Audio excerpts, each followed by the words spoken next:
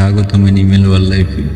আজ আমরা জানবো ডাইনোসর কিভাবে সৃষ্টি হলো, কিভাবে পৃথিবী এই বিশাল ও রহস্যময় প্রাণী দেখা দিল এবং তারা প্রাগৈতিহাসিক যুগে রাজত্ব করল। প্রায় 250 মিলিয়ন বছর আগে পৃথিবী ছিল এক ভয়ঙ্কর ও অদ্ভুত জায়গা।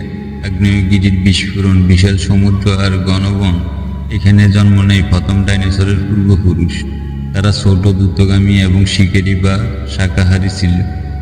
বছর ধরে বিবর্তনের মাধ্যমে এই ছোট প্রাণীরা বড়, শক্তিশালী এবং বিভিন্ন প্রজাতিতে বিভক্ত হয়। টিরানোসারাস রেক্স, ট্রাইসেরাটপস, ব্যাসিওসারাস সবাই এই প্রক্রিয়ার ফল। তাদের দেহ, দাঁত এবং আচরণ পরিবেশের সাথে মানিয়ে নিত। ডাইনোসরদের সৃষ্টি ও বিকাশ প্রাকৃতিক পরিবেশের সঙ্গে ঘনিষ্ঠভাবে যুক্ত। শিকারী ডাইনোসরের দাঁত ও সোয়াল শক্তিশালী, আর গাছভক্ষক ডাইনোসরের লম্বা গলায় বড় পাতা খাওয়া সম্ভব হতো। এইসব বৈশিষ্ট্য তাদের জীবনের জন্য গুরুত্বপূর্ণ ছিল। ডাইনোসরের সৃষ্টি আমাদের শেখায় জীববৈচিত্র্য ও প্রাকৃতিক বিবর্তনের রহস্য। যদিও আজ তারা বিলুপ্ত, তবে তাদের জীবাশ্ম এবং গবেষণা আমাদের পৃথিবীর ইতিহাস সম্পর্কে অনেক তথ্য দেয়। ডাইনোসরের অদ্ভুত সৃষ্টি ও বিবর্তন আমাদের কৌতূহল জাগায়। আরও প্রাগৈতিহাসিক এবং বন্যপ্রাণীর ভিডিও দেখার জন্য সাবস্ক্রাইব করুন অ্যানিমেল।